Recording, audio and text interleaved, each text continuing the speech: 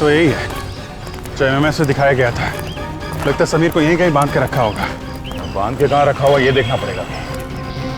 वो एमएमएस पे पीछे कुछ था ना उधर। ये भगवान को प्यारा हो जाएगा। जहाँ पे बांध के रखा हुआ है उसके पीछे ये लोगो बना हुआ है। ये लोगो ढूंढते हैं और संभाल के। खूनी बहुत खतरनाक है, कुछ भी गड़बड़ करे ना तो गोली मार देना, लेकिन संभाल के मरना नहीं चाहिए।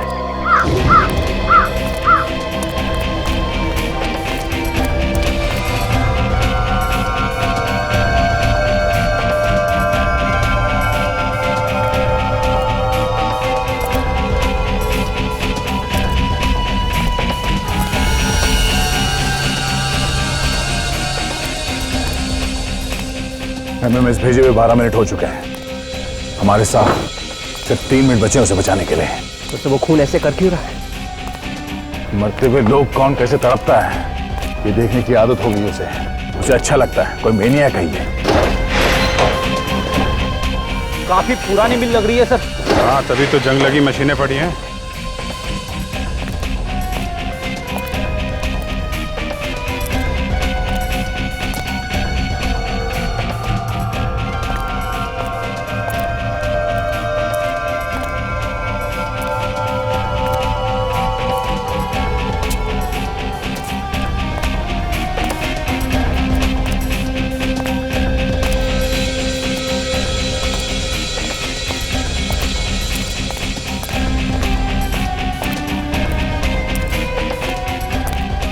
सर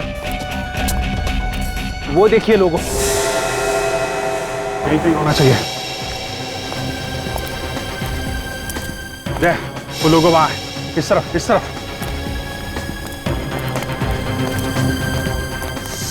ये रहा। मुझे बचा लो सर, मुझे बचा लो सर, सर मैं हाथ जोड़ता हूँ सर, मुझे बचा लो सर। अच्छा, जब अपने जान पे बनाई है तो रो रहा है। दूसरों की जान लेते समय नहीं सोचा था तूने? नहीं सर, मैंने किसी की जान नहीं ली है सर। यार ये तो मानने को ही तैयार नहीं। क्या करें? छोड़ देते हैं इसे यहीं पे लटकने दो। चलो। अरे अरे कहाँ जा रहे हैं सर, कहाँ जा रहे हैं? मैं अपने सारे गुनाह को बोलने के लिए तैयार हूँ सर। ठीक है, मुझे बचा लीजिए सर, मुझे सर। कुछ करो यार।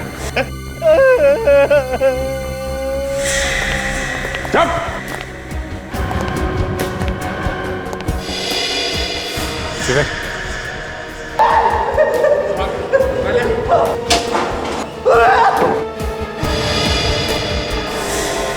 मानना पड़ेगा इन सीआईडी वालों को, वक्त के पहले ही पहुंच गए। लेकिन अब देखता हूं कि ये कहां से बच के जाते हैं।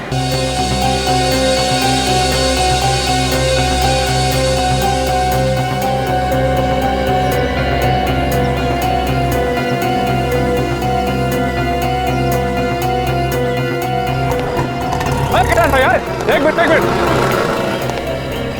आपकी हिम्मत कैसी हुई हमारी बालकनी में रोज गंदा पानी फेंकने की? सब मैं तो बस प्लांट्स को पानी दे रहा था। लगता है गलती से आपकी बालकनी में पानी आ गया है। गलती एक दिन होती है, रोज नहीं होती है। भाई साहब माफ कर दीजिए। माफी की बात ही नहीं है, कल से वो प्लांट्स वहाँ पर नहीं चाहिए। अरे कैसी बात कर रहे हो भाई साहब? प्लांट्स को अगर बालकनी में नहीं रखूंगा तो क्या अपने सर पर लेकर घूमूंगा? एक तो चोरी, ऊपर से सीना चोरी। मैं कल ही बिल्डिंग के सेक्रेटरी से तुम्हारी शिकायत करूंगा। अरे क्या कर लेगा वो? जा बोल दे, जो करना है कर ले जा। Oh my God!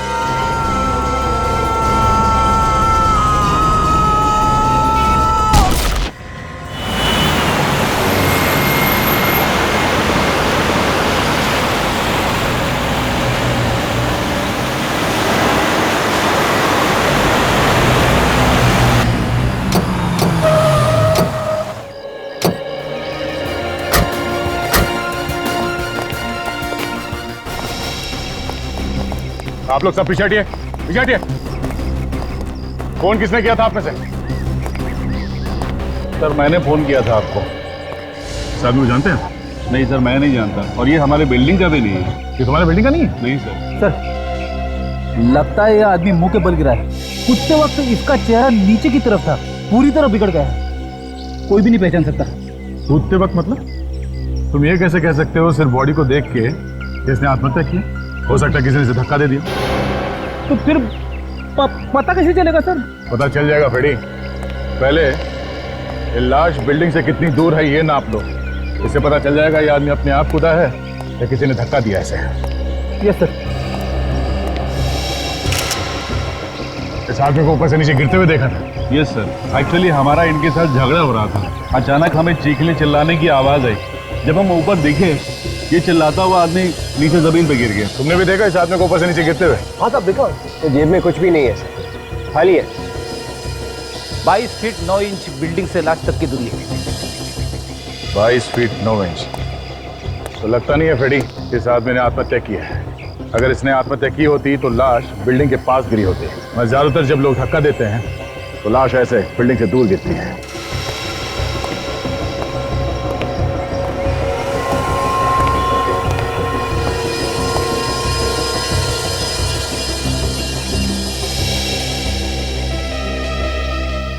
एक अजीब बात यह है कि आदमी बाहर से आके यहाँ इस बिल्डिंग में इसने आत्महत्या क्यों की?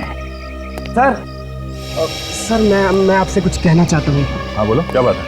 मैंने इस आदमी को देखा था सर।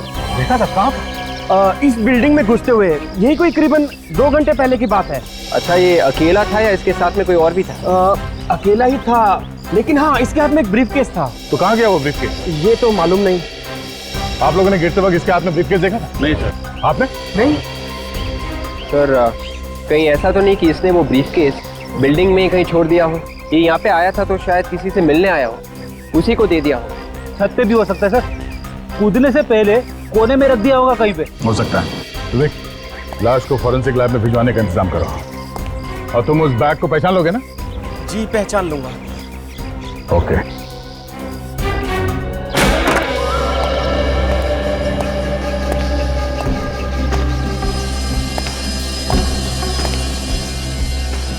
यहाँ पे तो ये ग्रिल लगा हुआ है।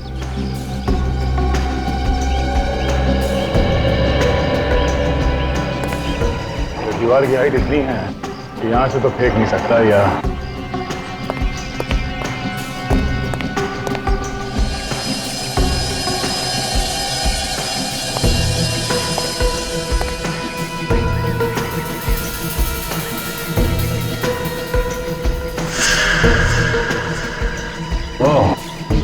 खून लगा हुआ है। शायद यहां से गया वो आदमी। इसका मतलब है वो आदमी अपने आप नहीं खुदा, ये आत्महत्या नहीं है, किसी ने खून किया इस आदमी का। हाँ फिर छत छान मारा, ब्रीफकेस कहीं भी नहीं है। फिर एक काम करो, एक ही डील डॉल के 2 डमी लेके आओ। 2 डमी? क्यों? फिर मैं देखना चाहता हूँ कि ये जो खून लगा हुआ है यहाँ पे, ये कहाँ से आया? किसी ने उस आदमी को यहाँ से धक्का दिया है या फिर उसे मार के यहाँ से फेंका गया है।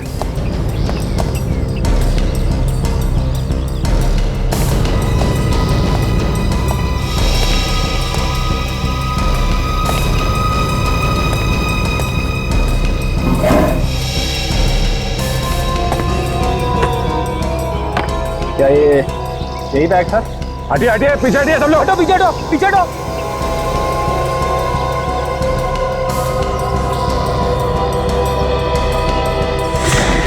देखा फ्रेडी, अगर आदमी अपने आप कूदेगा तो ऐसे बिल्डिंग के पास ही गिरेगा।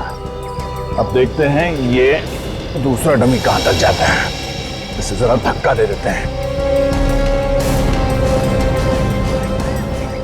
हटिए हटिए, पीछे हटिए सब लोग। हटो, पीछे हटो, पीछे हटो।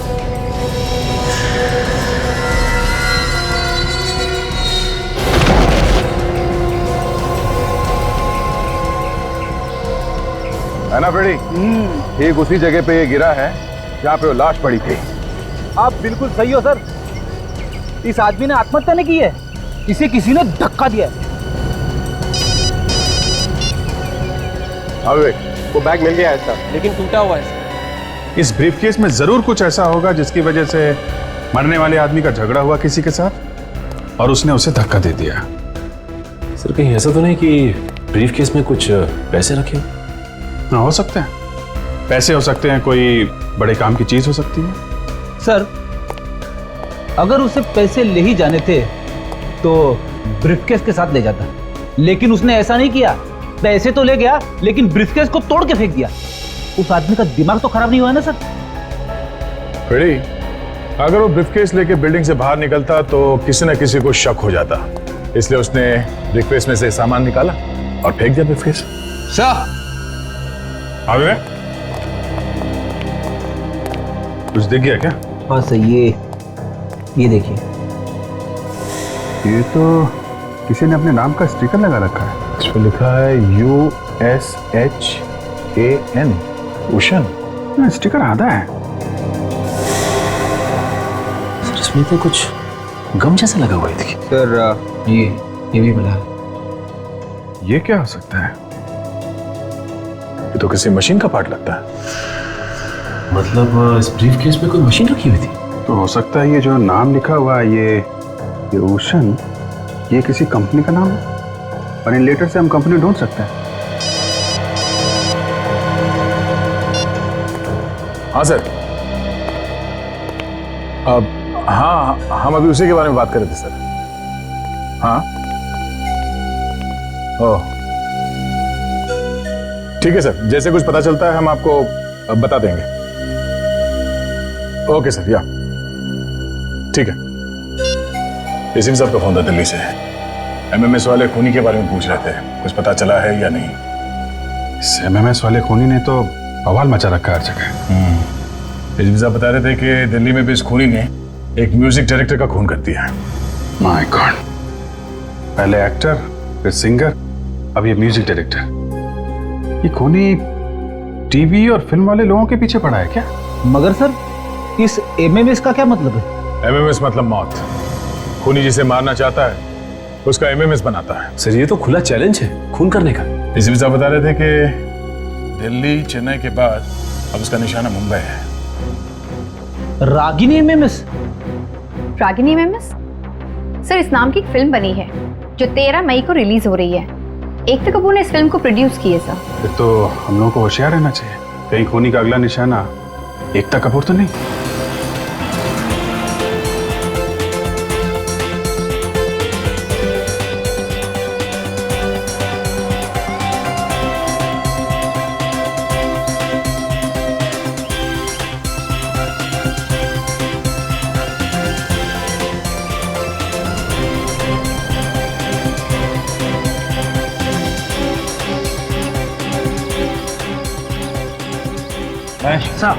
चारों तरफ एक बार फिर से चेक करो। इतनी बड़ी प्रोड्यूसर आ रही, कहीं कोई कमी नहीं होनी चाहिए। सर मैंने अपनी तरफ से 3 बार चेक कर लिया है, सब कुछ ठीक है, लेकिन फिर भी मैं एक बार देख लेता हूँ। नहीं सर, अभी तक तो नहीं आई हैं। हम लोग वहीं पे हैं सर। Yes sir. वैसे एकता जी को बोल दिया है, थोड़ा होशियार रहने की जरूरत है। जी सर। Yes sir. ओके, मैं फोन कर दूंगा सर। Okay sir. हर जगह अच्छी तरीके से निगाह गड़ा के देखने की जरूरत है। खूनी बहुत चालाक है और खतरनाक भी है, समझे? हेलो। ओके, ठीक है, नो प्रॉब्लम। ओके। अरे सुनो गार्ड, एकता जी पहुंचने वाले हैं, सब लोग अपनी पोजीशंस ले लो। गो गो गो गो गो।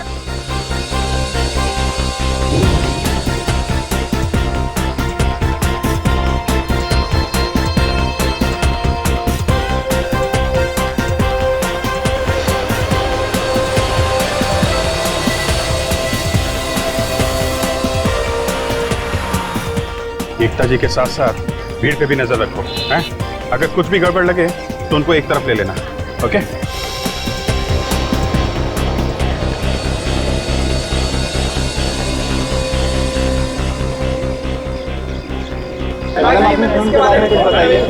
देखिए सब कुछ यहाँ पूछेंगे या फिर अंदर? मैडम कुछ तो बताइए, आपकी फिल्म का बेस क्या है मैडम? तारीफ है मैडम, ये आपके सब्जेक्ट क्या है मैम आपकी फिल्म का? प्लीज कुछ तो बताइए मैम, प्लीज। मुझे आने में कोई देरी तो नहीं हुई? नहीं, बिल्कुल नहीं, लेकिन वैसे भी जब भी आप आती हैं वही सही टाइम होता है। आइए प्लीज आइए।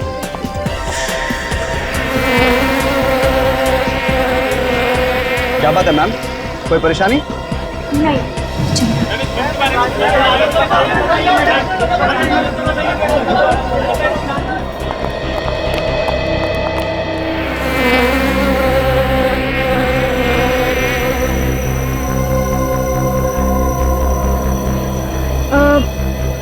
तुमने ये आवाज सुनी? किस तरह की आवाज? भिनभिनाने की, मक्खी के भिनभिनाने की अजीब सी आवाज है। नहीं ma'am.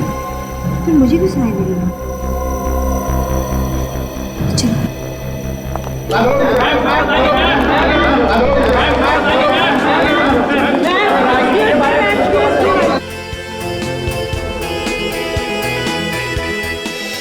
Ladies and gentleman, welcome to our show.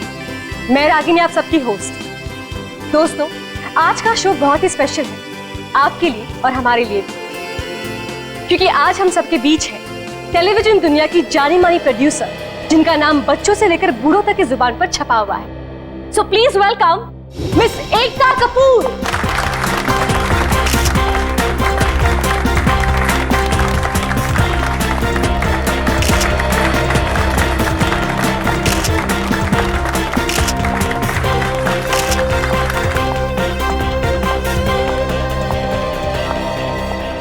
Hello ma'am, nice to meet you. आपका इस शो पर स्वागत है। हमारे इस शो पर आने के लिए बहुत बहुत धन्यवाद। आपने मुझे बुलाया, इस बात का बहुत बहुत धन्यवाद।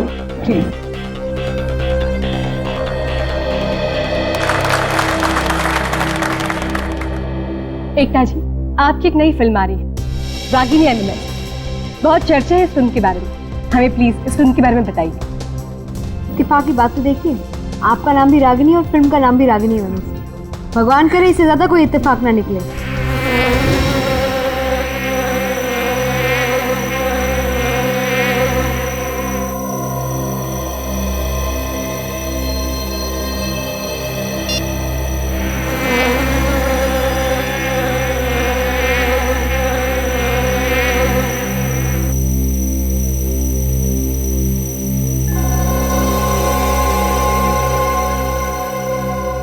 अब क्या हुआ एकता जी? हाँ, कुछ नहीं। आप कुछ पूछ रही थी? आपकी फिल्म के बारे में। बेसिकली ये फिल्म एक लड़का और लड़की की कहानी है जो छुट्टियों के लिए बम्बई के बाहर धानू जाते हैं। दोनों एक वीकेंड साथ स्पेंड करने जाते हैं, लेकिन उन्हें पता नहीं होता कि वहाँ उस घर की खुद की एक कहानी है। वो दो तो जाते हैं अकेले हैं, लेकिन घर में कुछ और ही निकलता है। लड़के ने उस घर में कैमरा लगाया कि लड़की का एमएमएस बनाए। उसे भी नहीं पता होता कि उस घर की कहानी कुछ और ही है, और उन दोनों के साथ साथ एक तीसरा है, और वो सब उस कैमरा में रिकॉर्ड हो रहा है। मतलब कि कैमरा सब कुछ रिकॉर्ड कर लेता है? जी, कैमरा सब कुछ रिकॉर्ड करता है। आपने कहा था कि इसमें 2 से 3, ये कैसे हो गया? उस घर में एक अंदरूनी शक्ति भी है, एक आत्मा, जो दोनों को नहीं पता, लेकिन कैमरा उसे पकड़ लेता है। वाह, हमने सुना है कि आपकी ये फिल्म सच्ची घटना पर आधारित है। देखिए, एक लड़की थी जिसके साथ ये सब हुआ। उसके साथ एक भूतिया किस्सा हुआ, और वो किस्सा मैं दुनिया के सामने लाना चाहती हूँ। उसी से बनी रागिनी एमएमएस। एकता जी, आपकी ये फिल्म किस ऑडियंस को टारगेट करती है? बेसिकली युवा। मैं चाहती हूँ सारे कॉलेजेस की छुट्टियाँ चल रही हैं, लोग अपने डेट्स के साथ, अपने दोस्तों के साथ, सारे यंग लोग जाकर ये फिल्म देखें। एक यंग हॉरर है। तो एकता जी, आपकी ये फिल्म कब रिलीज हो रही है? फ्राइडे द 13th को। कहते हैं शुक्र और राहु एक होते हैं और आत्माओं का डेरा होता है। उसी दिन मैं चाहती हूँ रिलीज हो रागिनी एमएमएस।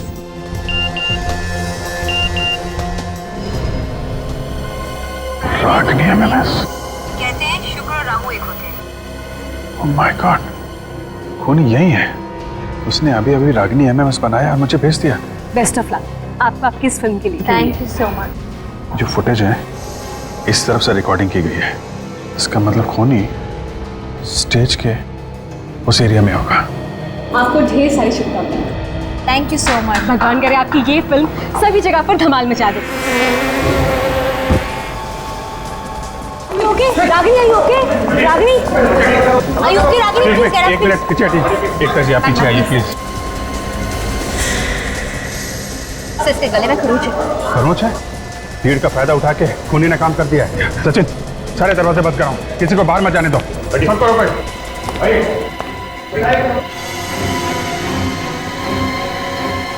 सही बेहोश है। बेहोश है?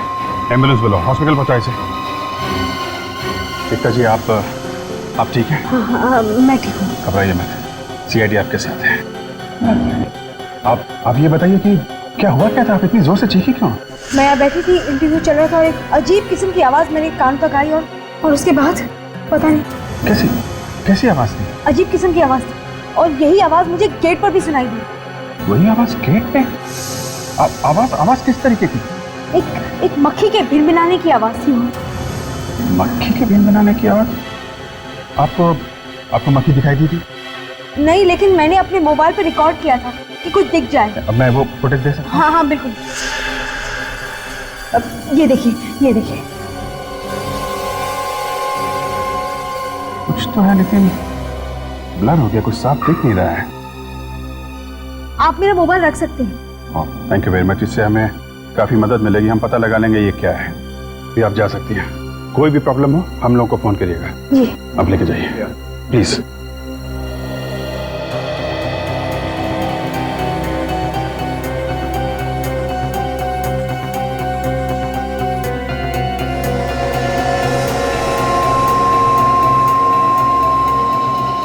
देखो भाई, सब लोग कान खोल के सुन लो। जब तक हमें हमला करने वाले के बारे में पता नहीं चल जाता, कोई भी कहीं नहीं जाएगा, सब यहीं रहेंगे। लेकिन सर हमने थोड़ी हमला किया है। क्या पता किसने किया है? सर हम कह रहे हैं ना सर। अच्छा, तुमने कहा और हम लोगों ने मान लिया? हाँ? देखिए, आप लोगों के पास जो भी मोबाइल्स या छोटे से छोटे कैमरास हैं, हमें दीजिए, हमें उसे चेक करना होगा। अभी पता चल जाएगा कि हमला किया किसने। लाइए लाइए।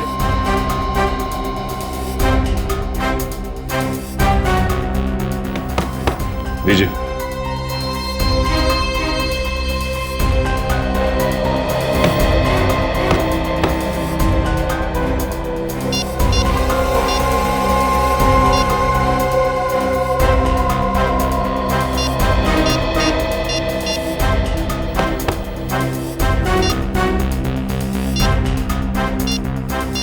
सर, इन मोबाइल्स में तो कोई भी ऐसी फुटेज या वीडियो नहीं है जो इस एमएमएस से मिलती जुलती है। वही तो। सर, मैंने सारे कैमरे और इक्विपमेंट्स चेक कर लिया, किसी ने भी कोई छेड़खानी नहीं की थी। फिर ये रागिनी के गले में जो खरोंच का निशान था, वो कहां से आया? सर, मुझे तो लगता है कि ये हमला करने वाला यहाँ से भाग चुका है सर। तूने बाहर जाने के सारे रास्ते बंद करवाए थे? हाँ सर, यहाँ से तो कोई बाहर नहीं जा सकता। एक काम करो, बाहर जाके देखो कुछ मिलता है क्या। सर, कोई तो यहाँ से बाहर गया है। कौन है वो? सर, एकता जी और उनके बॉडीगार्ड्स के अलावा हमारे गार्ड्स ने किसी को भी बाहर नहीं जाने दिया। अच्छा, कितने गार्ड्स हैं आपके? सर 5, ये सामने देख लीजिए।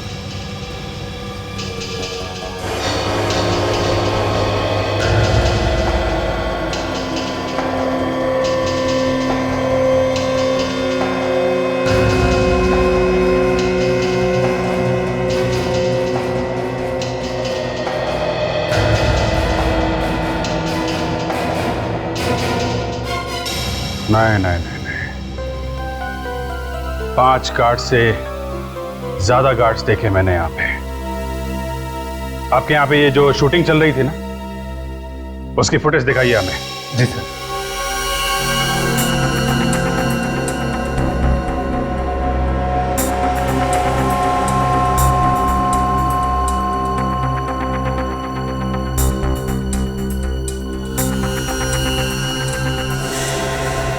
बस रोको। ये क्या है? ये 5 नहीं, 6 गार्ड हैं। लेकिन सर, ये एक गार्ड कहां से आया? ये तो तुम ही बताओ, कहां से आया? सर मैं सच कह रहा हूं, मुझे कुछ नहीं पता कि एक गार्ड कहां से आए। कमाल है, वो हमला करने वाला गार्ड की ड्रेस पहन के आया, इसलिए किसी को पता भी नहीं चला। सर ये देखिए, गार्ड की ड्रेस, ये बाहर डस्टबिन में पड़े हुए थे। सर, जैसा हमने सोचा था बिल्कुल वैसा ही हुआ है। हमला करने वाले ने गार्ड के कपड़ों का इस्तेमाल किया है। पर सर, एक बात समझ में नहीं आई कि ये गार्ड के कपड़े उस हमला करने वाले के पास कहां से आए। सब पता चल जाएगा सचिन। ये कपड़े हमारे हाथ लग गए हैं ना, ये कपड़े ही हमें उस तक पहुंचाएंगे। कहां सारों के साथ? क्या आप नहीं कर सकते? सर इस लाश का चेहरा इतना खराब हो चुका है कि दोबारा बनाना मुश्किल है। हाँ तारिका, इसका चेहरा दोबारा बनेगा कैसे? ये देखो, इसके चेहरे की हड्डियां तो पूरी तरह से टूट गई। कोई ढांचा तो होना चाहिए ना चेहरे पर। क्या हुआ सालुंके साहब? क्या कुछ दिख रहा है एक्सरे में? बॉस, एक्सरे में सिर्फ मायूसी मायूसी दिखाई दे रही है। मतलब चेहरा नहीं बन सकता? नामुमकिन। अरे कुछ तो गुंजाइश होगी। अरे यार, गुंजाइश होती तो बना देता ना। चलिए, चेहरा नहीं बन सकता ना सही, कम से कम आप इतना तो बता सकते हैं कि मौत हुई कैसे, गिरने से या कोई और हो जाए। सर हमें इसके हाथ पे कुछ खरोचों के निशान मिले, ये देखिए। खरोच के निशान? मतलब बनने से पहले इसके किसी के साथ हाथापाई हुई है? इसने अपने आप को बचाने की कोशिश की होगी और उसी में ये निशान लग गए होंगे। बिल्कुल बॉस, यही हुआ। और उसी हाथापाई के दौरान खूनी ने इसे धक्का दे दिया। रागिनी के बारे में कुछ पता चला था? उसकी किस्मत अच्छी थी कि वो बच गई, वरना मारने वाले ने तो कोई कसर नहीं छोड़ी थी। रागिनी के गले पे भी खरोच का निशान है, लेकिन एक खास बात है, तो खरोच में हॉस्पिटल वालों को जहर भी मिला है। जहर मिला? मगर ये जहर आया कहां से? हम लोग तो वहीं पे थे। वही पता लगाने की कोशिश कर रहा हूँ विजय। जहर खूनी के नाखूनों में पहले से मौजूद था या उसने बाद में लगाया? अच्छा, ये एकता ने जो मोबाइल दिया था उससे कुछ पता चला? उसकी फुटेज देख के चेक की, लेकिन कुछ खास पता नहीं चलता यार। उस वीडियो में कुछ दिखा नहीं? दिखता है, साफ साफ दिखाई नहीं देता। अरे वो आवाज है ना, वो मक्खी के भिनभिनाने की, उससे कुछ पता नहीं चल रहा है? अरे लेकिन वो मक्खी है ही नहीं। हाँ? ये लो, शुरू हो गए। अभी बोल रहे भिनभिनाने की आवाज है, अब बोल रहे मक्खी ही नहीं है। भाई, वो जो मक्खी है वो असली मक्खी नहीं है, नकली मक्खी। और वो जो आवाज है वो इसलिए है कि उसके पंखों के नीचे एक छोटी सी मोटर लगी हुई। तो मोटर की आवाज है? बिल्कुल। मोटर ढूंढनी पड़ेगी। अब ढूंढनी पड़ेगी, तभी पता लगेगा कि रागिनी पर हमला कैसे हुआ। तो जो कंपनी से छोटे छोटे मोटर्स बनाते हैं उनके बारे में पता करते हैं। हाँ, पता करो। और एक खास बात, इतनी छोटी सी मोटर बनाना हर एक के बस की बात नहीं। ये नकली मक्खी इतनी तेजी से उड़ रही थी कि कैमरा भी नहीं पकड़ पाया इसे। नकली मोटर, नकली मक्खी। मैंने तो आज तक ऐसी मशीन कभी नहीं देखी जो मक्खी की आवाज निकालती है। थोड़ी मार्केट में नई नई टेक्निक्स आ गई हैं। ऐसे ऐसे मोटर्स बनते हैं मार्केट में जो अलग अलग तरह की आवाज करते हैं। आप कुछ पता चला उन कंपनीज के बारे में जो मोटर बनाती है? हाँ सर, ये 5 नाम है sir. Toys today, MK company, super toys, Kulbhushan and sons and magic carpet toys. एक मिनट जरा फिर से पढ़ना। ये toys today, MK company, super toys, Kulbhushan and sons, magic carpet toys. Kulbhushan and sons के आखिरी 5 अक्षर वही हैं जो उस ब्रीफकेस के अंदर लिखा हुआ था, भूषण। कुलभूषण। मतलब एकता कपूर ने जो मोटर की आवाज सुनी थी वो इसी कंपनी का था, और वो जो टूटा हुआ ब्रीफकेस हमें लाश के पास से मिला था वो भी इसी कंपनी का। क्या ये दोनों केसेस एक दूसरे से जुड़े हुए हैं? अब जी, कुलभूषण एंड सन्स कंपनी में चल के देखते हैं, वहीं से पता चलेगा इस मक्खी की आवाज वाले मोटर का।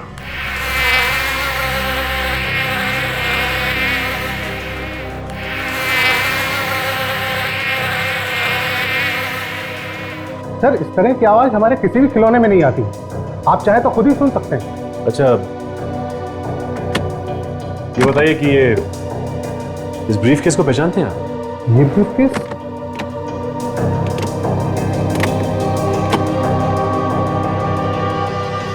हाँ, ये तो हमारे डैडी का ब्रीफकेस है। जब ये कंपनी शुरू की थी तब उन्होंने ये खरीदा था। आपके पास ये कहाँ से आया? ये एक लाश के पास से मिला है हमें। किसकी लाश? वही पता लगाने की कोशिश कर रहे हैं हम। अच्छा, ये बताइए कि ये ब्रीफकेस आपके पिताजी रखते कहाँ थे? किस अलमारी में? ये अलमारी देख सकते हैं? सर, जिस आदमी के पास इस अलमारी की चाबी है वो आया नहीं है। कौन है ये आदमी? नीलेश। 2-3 रोज से वो काम पर नहीं आ रहा है। 2-3 दिन से नहीं आ रहा? जरूर कुछ गड़बड़ है। उसका एड्रेस दे सकते हैं आप?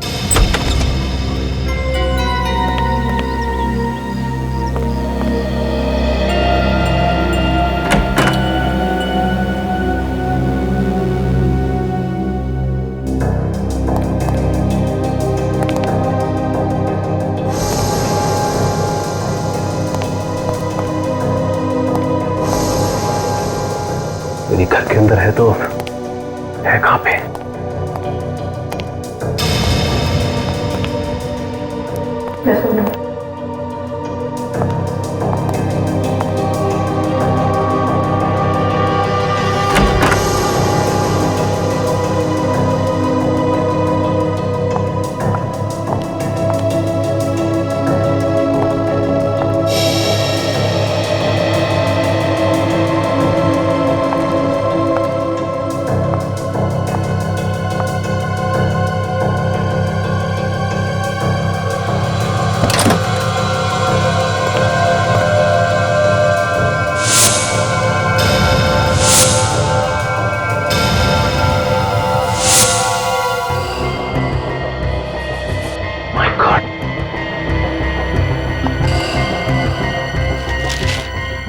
Robotic fly?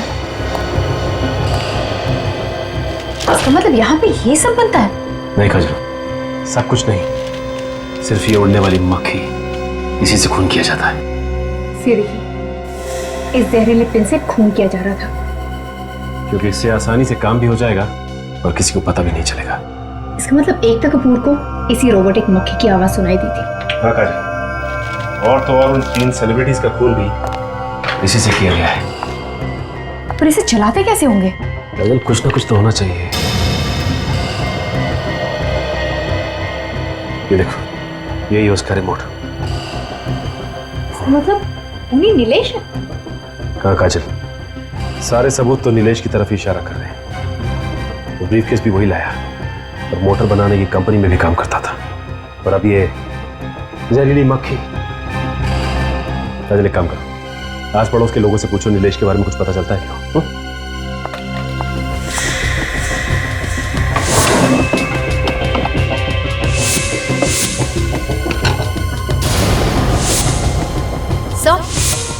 हाँ काजल। क्यों काजल? ये देखिए, टायर का निशान।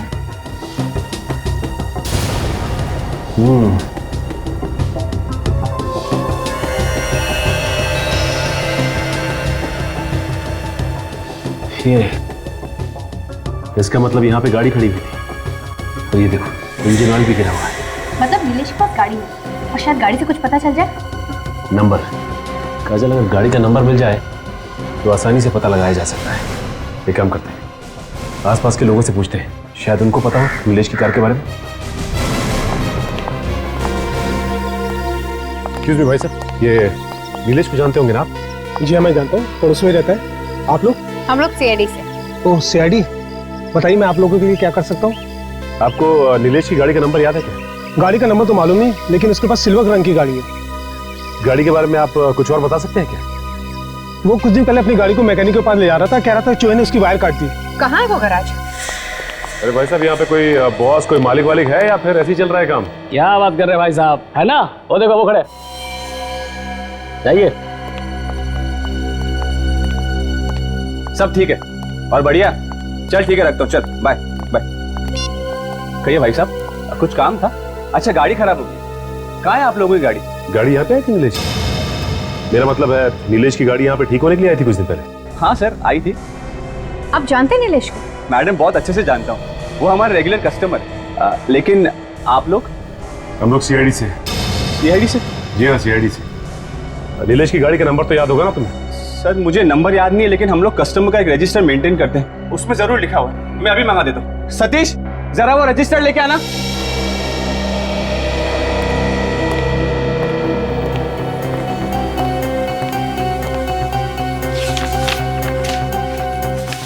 हाँ सर, नंबर है MS02 LA3872। वैसे आखिरी बार आपने कब देखा था उसे? मैडम, कुछ 4 दिन पहले। बेचारा बहुत परेशान था। मैंने उससे पूछा कि परेशानी का कारण क्या है, लेकिन उसने मुझे नहीं बताया। परेशान था वो? हाँ सर, फोन पे कुछ बात कर रहा था सर। क्या बात कर रहा था फोन पे? सर, कुछ झगड़े की बातें कर रहा था सर। फोन पे झगड़ा हो रहा था? अगर झगड़ा हो रहा था तो तुमने सुना होगा ना? क्या बोल रहा था फोन पे? कह रहा था कि उसका झगड़ा हो गया बांद्रा के किसी इटालियन रेस्टोरेंट में सर, जिसका उद्घाटन बुधवार को हुआ था। थैंक्स। काजल, एक काम करते हैं, बांद्रा के इस इटालियन रेस्टोरेंट में पता करते हैं कि नीलेश का झगड़ा किसके साथ हुआ था।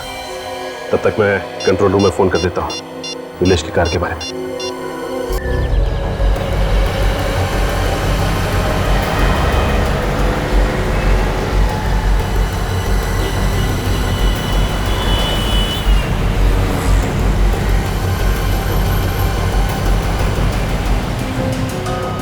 सर कंट्रोल रूम से पता चला है कि नीलेश की गाड़ी यहाँ पर खड़ी है।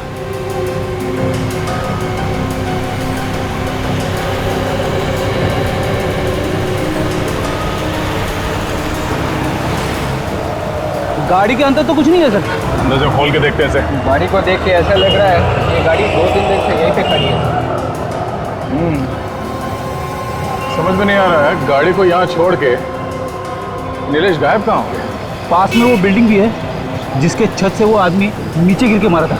कहीं वो नीलेश तो नहीं है? जब तक कोई ठोस सबूत मिल नहीं जाता कुछ बोल नहीं सकता।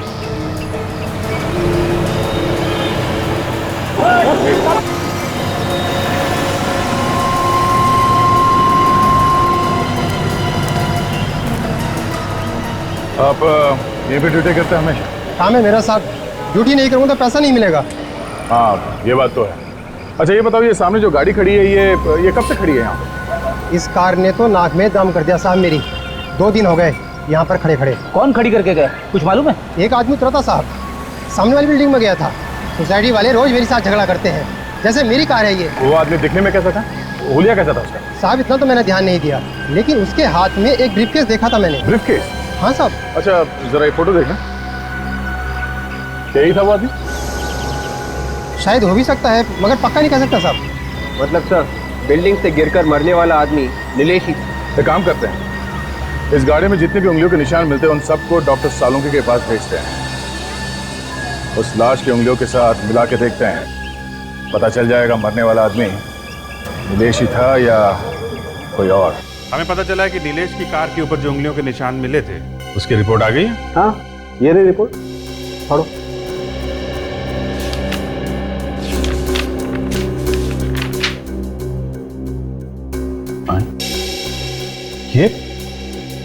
ये कैसे हो सकता है? अब इसमें मैं तो कुछ नहीं कर सकता अभिजीत, रिपोर्ट तुम्हारे सामने। बॉस, स्टीयरिंग व्हील पे इसी आदमी की उंगलियों के निशान है, ये जो उस बिल्डिंग से गिर करके मरा था। अब ये मरा हुआ आदमी नीलेश है? तो वो बिल्डिंग का वॉचमैन तो कह रहा था कि उसने नीलेश को वहां पे गाड़ी पार्क करते हुए देखा और ये ब्रीफकेस लेके उस बिल्डिंग में चला गया जहां से किसी ने उसे धक्का दे दिया। जिसे हम लोग खूनी समझ रहे थे वो तो 2 दिन पहले ही मर चुका था। मतलब एकता के ऊपर हमला इसने नहीं किया था। खूनी कोई और है। दया हाँ विवेक, क्या पता चला रेस्टोरेंट के बारे में? सारा बैंडर छान मारा सर, ऐसा कोई भी रेस्टोरेंट नहीं है जिसका उद्घाटन बुधवार को हुआ था। मगर उस गराज के मैनेजर ने कहा था कि ये नीलेश किसी रेस्टोरेंट के उद्घाटन से आया था। तुमने ठीक तरीके से चेक किया है? हाँ सर, लेकिन एक रेस्टोरेंट है जिसका उद्घाटन बुधवार को होने वाला था, लेकिन अब गुरुवार को हो रहा है। वहां पे तुमने पूछा किसी ने पहचाना इस नीलेश को? नहीं सर, सब लोग ने मना कर दिया। वो नीलेश नाम के किसी भी आदमी को नहीं जानता। तो ये गैरेज का मैनेजर रघु ये हमसे झूठ बोल रहा है, कुछ छुपा रहा है। इसका मुंह खुलवाना पड़ेगा।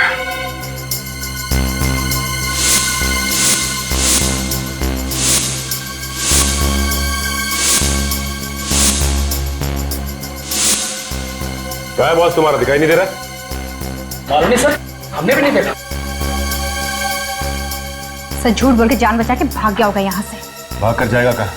हाथ में तो आएगा ही।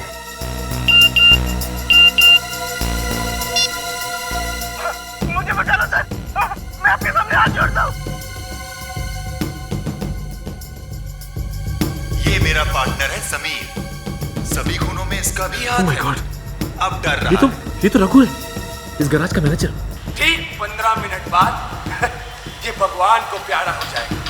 ओह माय गॉड, ये तो समीर भी खूनी से मिला हुआ है। हाँ सर, वो किसी को कुछ पता ना दे इसलिए खूनी इसकी जान लेना चाहता है। मतलब इसने समीर को किडनैप किया हुआ है। सर हमारे पास बहुत कम वक्त है, हमें जल्द से जल्द यहाँ पहुँचना होगा वरना ये रघु समीर का खून कर देगा। हाँ काजल, मैं अभी जी सर को फोन लगाता हूँ और ये एमएमएस भी भेज देता हूँ उनको। Hello sir.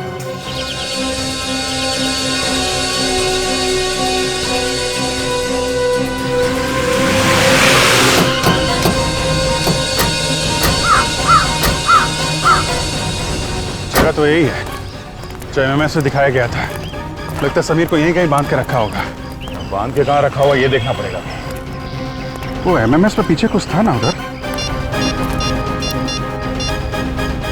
ये भगवान को प्यारा हो जाएगा।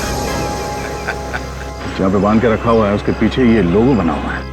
ये लोगो ढूंढते हैं और संभाल के। खूनी बहुत खतरनाक है, कुछ भी गड़बड़ करे ना तो गोली मार देना, लेकिन संभाल के, मारना नहीं चाहिए।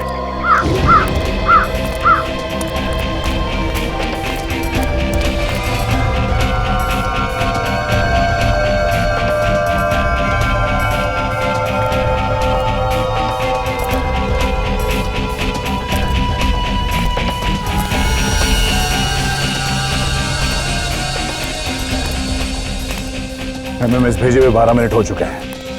हमारे साथ सिर्फ 3 मिनट बचे उसे बचाने के लिए। तो वो खून ऐसे कर क्यों रहा है? मरते हुए लोग कौन कैसे तड़पता है ये देखने की आदत हो गई उसे अच्छा लगता है, कोई मेनियाक है ये। काफी पुरानी मिल लग रही है सर। हाँ, तभी तो जंग लगी मशीनें पड़ी हैं।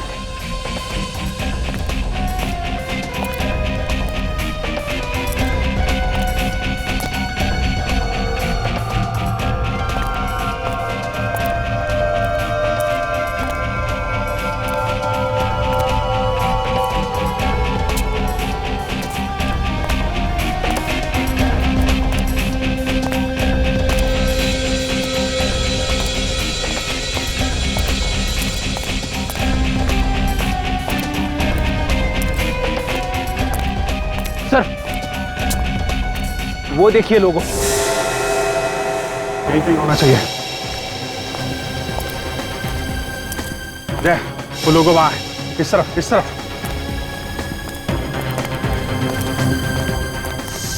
ये रहा।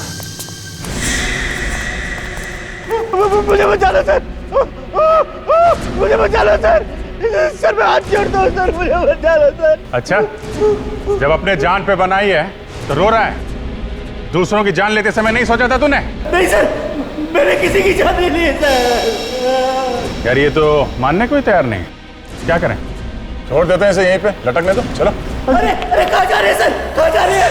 मैं अपने सारे गुनाह को बोलने के लिए तैयार हूँ सर। ठीक है, मुझे बचा लीजिए सर, मुझे कुछ करो यार, कुछ करो यार। चुप!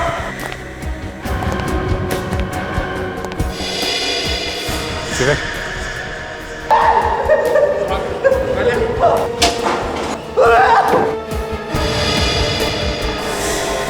मानना पड़ेगा इन सीआईडी वालों को, वक्त के पहले ही पहुंच गए। लेकिन अब देखता हूं कि ये कहां से बच के जाते हैं। Thank you so much sir, आप लोगों ने मेरी जान बचा ली। बस ड्रामा बंद कर।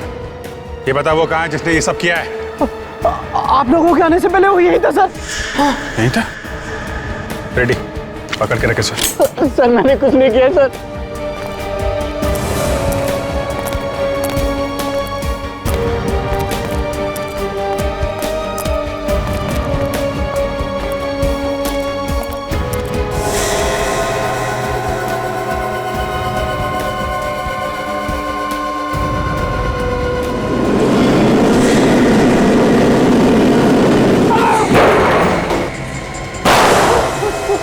नहीं दे, जिंदा पकड़ना।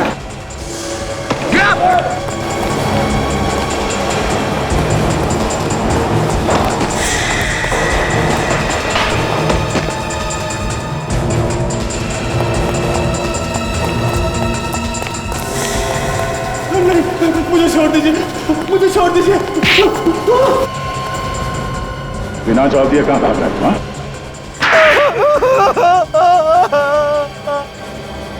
मुझे माफ कर दीजिए सर, मुझे माफ कर दीजिए। मैं अगली बार ऐसा गुनाह कभी नहीं करूंगा सर। अरे इसे तो अकल आ गई। सर ये हाथ है कि हथौड़ा है सर? मुझे अब सब बातें समझ में आ गई सर। चलो अच्छा है, ज्ञान प्राप्त हो गया तुम्हें। हाँ सर, मैं कसम खा के कहता हूं सर, मैं अगली बार ऐसा काम कभी नहीं करूंगा। किसकी कसम? सर मैं अपने पूरे परिवार की कसम खा के कहता हूँ सर, मैं अगली बार ऐसा काम कभी नहीं करूंगा सर। प्लीज मुझे जाने दीजिए। गुनाह तू करेगा और कसम परिवार की लेगा? हाँ? क्यों मारता था बेगुनाह लोगों को? क्योंकि मुझे मरने से पहले लोगों को तड़पता हुआ देखने में बहुत मजा आता था सर। इंसान है कि हैवान, और अपने साथ साथ तूने इसे भी हैवान बना दिया। हाँ सर, ये सभी मुझे एमएमएस बनाकर बेचता था सर। नहीं सर, मेरा कोई कसूर नहीं सर, इसने मुझे पैसों का लालच दिया था, इसने फंसाया मुझे। इसने फंसा दिया और तो फंस गया। हाँ? तू एमएमएस बनाता था और ये लोगों का खून करता था। हाँ सर, मैं इन लोगों के खून किया करता था सर। मैं दूर बैठकर रिमोट से ऑटोमेटिक रोबोटिक मक्खी को ऑपरेट किया करता था सर, जिसके अंदर एक जहरीली पिन थी सर। तुमने नीलेश का खून क्यों? क्योंकि सर नीलेश ने मुझे ऑटोमेटिक रोबोटिक मक्खी बनाकर दी थी और मुझे ये शक हो गया था सर कि वो सीआईडी को सारी बातें साफ साफ बता देगा सर।